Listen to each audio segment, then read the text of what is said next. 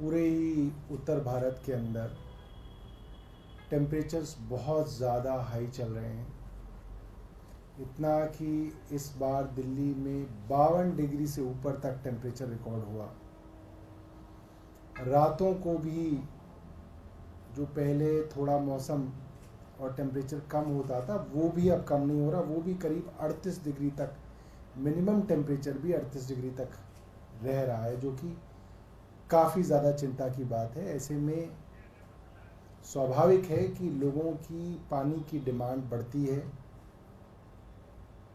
खपत बढ़ती है, पानी की ज़रूरत बढ़ती है।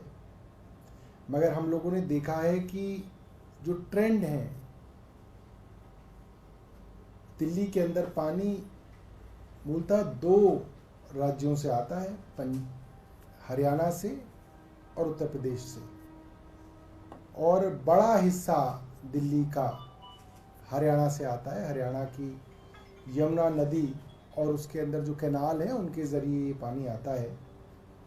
613 MGD, 613 million gallons per day के हिसाब से ये पानी हरियाणा से दिल्ली में आता है और इससे दिल्ली के लोगों की पूर्ति होती है। और जो ट्रेंड है, मैं आपके सामने ट्रेंड रखना चाहूँगा, हम आपको व्हाट्सएप पे शेयर भी करेंगे। ये दिखाता है कि जो दिल्ली की टोटल प्रोडक्शन है वो करीब 1005 MGD के आसपास है, जिसमें से 613 MGD के करीब जो है वो हरियाणा से आता है।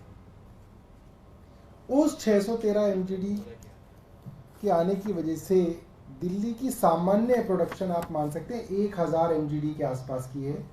और मैं आपको जून के शुरुआत से बताऊंगा कि जून 1 को ये प्रोडक्शन करीब 998 थी, 998.95, तो आप कह सकते हैं 999। जून 2 को 1002 MGD प्रोडक्शन पानी की, जून 3 को 1002 MGD, जून 4 को 1004 MGD, जून 5 को 1003 MGD। और जैसे ही लोकसभा के चुनाव के रिजल्ट्स आ गए, आप देख सकते हैं कि जून 7, जून 6, 7, 8, 9, 10, 11, 12 से लेकर 21 जून तक का डेटा हम आपको दिखाएंगे। लगातार प्रोडक्शन 1003, 1004 MGD से घट के 993 MGD हुई, फिर 990 MGD हुई, 978 MGD हुई, और गिरते गिरते गिरते गिरते आज ये प्रोडक्शन 21 तारीख का डेटा मेरे पास है। 21 तारीख को ये प्रोडक्शन 896 MGD तक गिर गई। तो ये डेटा में साफ है, इसके अंदर मुझे नहीं लगता कि इसके ऊपर कोई बहस हो सकती है, क्योंकि दिल्ली के अंदर जब पानी आता है तो हमारे पास फ्लोमीटर्स हैं। हम फ्लोमीटर से नापते हैं, स्टैंडर्ड तरीका है कि कितना पानी दिल्ली के अंदर आ रहा है। और हरियाणा जब दिल्ली के अंदर पानी छोड़ता है, मुनक नहर से जो पानी हमारे CLC और DSB के अंदर आता है, 2 कैनाल हैं दिल्ली की जो पैरेलली रन कर रही हैं, उन दोनों कैनाल्स में जब वो पानी एंटर करता है या हरियाणा से इन कैनाल्स में दिल्ली की तरफ छोड़ा जाता है, तो हरियाणा कोई फ्लोमीटर दिखाए, हमें कोई बताए कि हरियाणा का फ्लोमीटर ये कहता है कि इतना पानी दे रहे हैं। हमारा ये कहना है कि हरियाणा की भाजपा सरकार लगातार झूठ बोल रही है। हरियाणा लगातार पानी कम कर रहा है। इससे भी ज़्यादा चिंता की बात यह है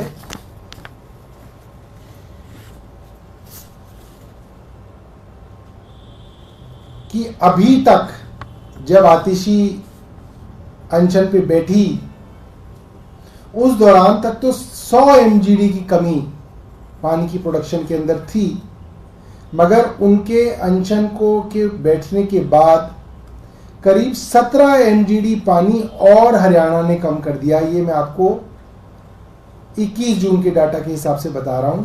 आप ये कह सकते हैं कि पहले 100 MGD कम पानी हरियाणा दे रहा था, तो 21 तारीख को जो डेटा हमारे पास आया 117 MGD पानी हरियाणा कम दे रहा है, यानी कि 17 MGD और पानी की कमी हरियाणा की तरफ से की गई है।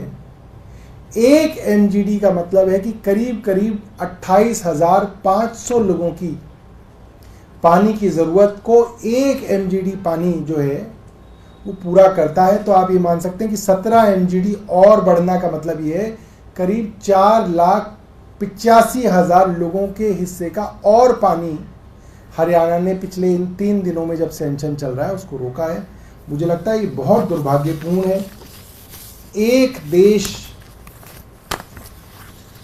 एक चुनाव की बात करने वाले, वन इंडिया वन टीम की बात करने वाले, टीम इंडिया की बात करने वाले, कोऑपरेटिव फेडरलिज्म की बात करने वाले आज अपने ही देश की राजधानी के लोगों को प्यासा मार रहे हैं, क्योंकि भारतीय जनता पार्टी की हरियाणा की सरकार जानबूझ के दिल्ली के हिस्से के पानी को रोक रही है। और इसके अंदर आप देख सकते हैं कि इतनी बार चिट्ठी लिखने के बावजूद, प्रेस वार्ता करने के बावजूद इसके अंदर प्रधानमंत्री बिल्कुल चुप हैं। उनको लग ही नहीं रहा कि कोई दिल्ली के अंदर संकट चल रहा है, क्योंकि क्या बोल सकती, क्योंकि उनके पास बोलने के लिए कुछ नहीं रहा। और ये सिचुएशन है, इसके बारे में हम चाहते थे कि आपको, मीडिया को और आपके ज़रिए जो है दिल्ली वासियों को हम इसके बारे में बताएं। आपके पास कोई प्रश्न है तो आप पूछ सकते हैं। आज एलजी से मुलाकात है आप लोग को पानी के मुद्दे पे। कल भाजपा के सांसदों ने मुलाकात की है, आप लोग को 12 बजे का समय मिला है एलजी हाउस की तरफ से शायद। देखिए, मैंने तो एलजी साहब को बार बार ये बात कही है। मैं और आतिशी कुछ दिनों पहले एलजी साहब से मिलने गए। एलजी साहब ने 3 कैमरे लगा रखे थे, एक यहाँ ट्राइपॉड लगा के 3 कैमरे लगे हुए थे, ऐसा नहीं सीसीटीवी लगा हुआ था, ट्राइपॉड के साथ 3 कैमरे लगे हुए थे। और उन्होंने पूरी की पूरी हमारी जो बातचीत हुई उसको उन्होंने वीडियो रिकॉर्ड किया। मैं ये मानता हूं कि अगर वो video recording LG house public कर दें तो पूरे देश को पता चल जाएगा कि दिल्ली वालों के हकों के लिए कौन खड़ा है और दिल्ली वालों के खिलाफ षड्यंत्र कौन कर रहा है, पूरा एक्सपोज हो जाएंगे। और कल जब भारतीय जनता पार्टी के सांसद एलजी साहब से मिले तो मैंने देखा कि उनसे पानी के बारे में चर्चा हुई। जाहिर सी बात है उन्होंने वो वीडियो रिकॉर्डिंग भी की होगी कि उन सांसदों ने क्या बात की। उन सांसदों से एलजी साहब की क्या बात हुई वो भी वो पब्लिक कर दे, सबको पता चल जाएगा। क्या क्या फर्क पड़ता है, हम क्या बोल रहे हैं ये भी पता चल जाएगा, एलजी साहब क्या बोल रहे हैं ये भी पता चल जाएगा, अफसर क्या बोल रहे हैं ये भी पता चल जाएगा, भारतीय जनता पार्टी के सांसद क्या कह रहे हैं ये भी पता चल जाएगा, कौन दिल्ली के खिलाफ षड्यंत्र कर रहा है। मैं चाहूंगा मीडिया के साथी पूछें एलजी साहब से कि इसमें क्या दिक्कत है। भाई ये तो पारदर्शिता है, ये तो ट्रांसपेरेंसी है।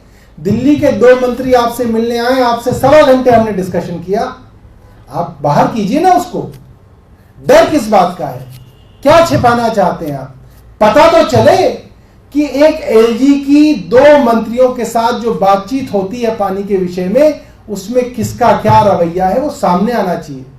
मैं बार बार कह रहा हूं मगर एलजी साहब भाग रहे हैं, एलजी साहब उस वीडियो को रिलीज ही नहीं करना चाह रहे। तो मैं आप मीडिया के साथियों से भी कहूंगा, आप भी एलजी साहब से पूछिए, भारतीय जनता पार्टी के नेताओं से पूछिए कि भाई अगर मीटिंग की वीडियो रिकॉर्डिंग की है तो उसको पब्लिक कर दें, उसमें क्या डर है, डर किस बात का है। सबको पता चलना चाहिए, तो पारदर्शिता क्या मामला है। और कुछ एक और मुद्दा है, इससे अलग है, नीट पीजी का एग्जाम होना था वो रद्द हो गया है, छात्र इसको लेकर आक्रोश। देखिए, मेरे पास कुछ एमबीबीएस डॉक्टर्स के व्हाट्सएप आए। ये अखबार में छप जाता है तो बड़ा सरल लगता है कि साहब एग्जाम था कल, एक रात पहले कैंसिल हो गया, मगर ये इतना सरल नहीं है दोस्तों। लोगों ने अपनी फ्लाइट टिकट्स करा रखी थी, लोगों ने अपने होटल बुक करा रखे थे, कई लोग पहले ही 1 दिन पहले अपने सेंटर पे पहुंच चुके थे, रेल द्वारा, फ्लाइट द्वारा तैयारियां कर रहे थे, और अचानक इसको रद्द कर दिया गया। ये एक बहुत बड़ा ट्रॉमा है और इससे बहुत सारे लोगों का बहुत नुकसान हो रहा है। और इससे एक बात साबित हो गई है कि एनटीए, केंद्र सरकार की जो एजेंसी है एनटीए, और केंद्र सरकार के जो शिक्षा मंत्री हैं वो पूरी तरीके से फेल हो गए। भारत की एक ही चीज थी जिसके बारे में पूरे विश्व में चर्चा होती थी। हालांकि प्रधानमंत्री तो उसमें कहेंगे कि मेरी चर्चा होती है, ऐसा नहीं है। भारत की पढ़ाई की चर्चा हर जगह है। आज भारत के सॉफ्टवेयर इंजीनियर्स का परचम पूरे सिलिकॉन वैली के अंदर इसलिए लहरा रहा है क्योंकि भारत की कंप्यूटर साइंस की पढ़ाई, इंजीनियरिंग, उसके मायने हैं। आज दुनिया के अंदर बड़ी बड़ी कंपनीज के सीईओज, सीएक्सओज भारतीय हैं क्योंकि भारत की आईआईएम्स और अलग अलग मैनेजमेंट कॉलेज से पढ़े हुए जो युवा हैं उनकी पढ़ाई की मांग है। लोग कहते हैं कि हाँ, इतने टफ कंपटीशन के अंदर अगर भारत के अंदर कोई एमबीए करके निकल रहा है, इन इंस्टीट्यूट से पढ़ के निकल रहा है, तो उसकी बहुत वैल्यू है। भारत के डॉक्टर्स की, आप यूके चले जाइए, यूएस चले जाइए, जितने बड़े बड़े रिसर्च इंस्टीट्यूट हैं, जितने बड़े बड़े हॉस्पिटल्स हैं, उनके अंदर सबसे शानदार काम करने वाले जो प्रोफेशनल्स हैं, सुपर स्पेशलिस्ट हैं, हेड ऑफ द डिपार्टमेंट हैं, आपको हैरानी होगी, सब भारतीय हैं। क्योंकि भारत की एमबीबीएस की, पोस्ट ग्रेजुएशन की, सुपर स्पेशलिटी की बहुत मांग होती थी, बहुत वैल्यू होती थी, बड़ी विश्वसनीयता होती थी। आज इस सरकार ने उस सब को ध्वस्त कर दिया। लाखों लोग जिनके बच्चों ने एनटीए दिया, वो तो 24 लाख परिवार तो वो हैं जिनके बच्चों ने इस बार नीट का एग्जाम दिया। वो 24 लाख लोग भी हैं, परिवार भी हैं जिनके बच्चे इस साल देने वाले हैं। वो 24 लाख परिवार भी हैं जिनके बच्चे अगले साल देने वाले हैं। वो सब 3-3, 4-4 साल से, 2-2 साल से तैयारी करते हैं नीट की। आप सोचिए उनका क्या होगा, और वो क्या सोच के तैयारी करेंगे, क्या सोच के उनके बच्चे 18-18 घंटे पढ़ाई करेंगे, क्या सोच के माँ बाप अपने पेट काट काट के उनकी कोचिंग इंस्टीट्यूट की फीस भरेंगे, उनको दूसरे शहरों में पढ़ने के लिए भेजेंगे, जब उनको ये पता है कि कोई अमीर ज्यादा 50 लाख रुपए देके नीट का क्वेश्चन पेपर खरीद लेगा और टॉप कर जाएगा। आप सोचिए कितना बड़ा आघात देश की पूरी शिक्षा व्यवस्था के ऊपर इस सरकार ने किया है। ये माफ करने योग्य नहीं है। इस मंत्री को तुरंत बर्खास्त किया जाना चाहिए।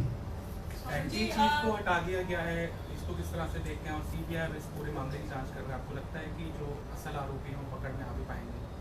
देखिए, सीबीआई पे तो हमें भरोसा नहीं है। सीबीआई पे तो भारतीय जनता पार्टी को ही भरोसा नहीं था यूपीए की सरकार के दौरान। सीबीआई तो सरकार का तोता है। सीबीआई अगर जांच करे तो सुप्रीम कोर्ट के जज के अधीन सुप्रीम कोर्ट मॉनिटर्ड इन्वेस्टिगेशन हो, या पार्लियामेंट की जॉइंट पार्लियामेंट्री कमेटी इसकी जांच करे। वरना एक बात सोचिए कि जिस संस्था ने ये पूरा का पूरा गड़बड़झाला भ्रष्टाचार किया है वो केंद्र सरकार की संस्था है, और सीबीआई भी केंद्र सरकार की संस्था है। उसी सरकार की एक संस्था उसी सरकार की दूसरी संस्था की कैसे जांच कर सकती है? ये तो बेवकूफ बनाने वाली बात है। का बदला जाना आपको लगता है कि लीपापोती हो रही है या फिर ऐसा? ये सिर्फ जो है लीपापोती है, इससे कोई फर्क नहीं पड़ना है। ये सरकार डिफाइंड मोड में थी। पहले तो ये सरकार कहती थी कुछ गड़बड़ हुई नहीं। अब हर राज्य से इनके कच्चे चिट्ठे सामने आ रहे हैं, गवाह सामने आ रहे हैं, सबूत सामने आ रहे हैं कि नीट के एग्जाम से पहले बच्चों के पास क्वेश्चन पेपर था, उनको एक सेफ हाउस में पटना के पास ले जाया गया, वहां पे उनको क्वेश्चन पेपर दिया गया, उनके मोबाइल अलग रखवा लिए गए, उनको एक कार के अंदर एग्जामिनेशन सेंटर ले जाया गया और वापस लाया गया ताकि वो किसी और से बात ना कर सकें, किसी को बता ना सके कि क्वेश्चन पेपर आ गया। तो ये तो बिल्कुल एक ऑर्गेनाइज्ड गिरोह है। और उस सेंटर के अंदर जो बच्चे हैं वो अलग अलग राज्यों के बच्चे हैं। तो अलग अलग राज्य के बच्चों ने एक सेंटर चुना। क्यों चुना? और नीट एग्जाम के एप्लीकेशन फॉर्म भरने के बाद खास तौर पे स्पेशली एक दिन की विंडो खोली गई कि जो छात्र अपने एप्लीकेशन फॉर्म में कुछ बदलाव करना चाहते हैं, भाई क्या बदलाव करना है तुम्हें? एग्जाम तुम्हें देना है, नाम तुम्हारा बदलेगा नहीं, बाप का नाम तुम्हारा नहीं बदलेगा, डेट ऑफ बर्थ तुम्हारी नहीं बदलेगी, क्या बदलना है तुम्हें? आपको सेंटर बदलना है अपना। क्योंकि जिस सेंटर में सेटिंग हुई है उस सेंटर का नाम डालना है। हो ही नहीं पाई सेटिंग बंगाल के अंदर, कलकत्ता में बड़ी कोशिश की, सेटिंग नहीं हो पाई, पटना में हो गई एक सेंटर में सेटिंग, तो अब वो वाला सेंटर डालना है। इसके लिए विंडो खोली गई। अब सवाल यह आता है कि केंद्र सरकार ने वो एक दिन की विंडो क्यों खोली, किसके कहने पे खोली? तो सब मिले हुए हैं, इसका मतलब तो पूरी मिली भगत है। तो इसके अंदर बचा क्या है? तो बिल्कुल ओपन एंड शट है, पूरी की पूरी मिली भगत से ये चीटिंग का पूरा स्कैम कराया गया। और ये पहली बार नहीं है, गुजरात के अंदर तो चुनाव का मुद्दा ही है कि हर बार पेपर लीक हो जाता है, मध्य प्रदेश के अंदर पेपर लीक हो जाते हैं, हरियाणा के अंदर पेपर लीक हो जाते हैं, जहां भारतीय जनता पार्टी की सरकार है वहां पेपर लीक होते हैं। ये कोई इत्तेफाक कोई ना है। इन्होंने पूरी की पूरी शिक्षा व्यवस्था को खत्म कर दिया, पूरा बर्बाद कर दिया इन्होंने।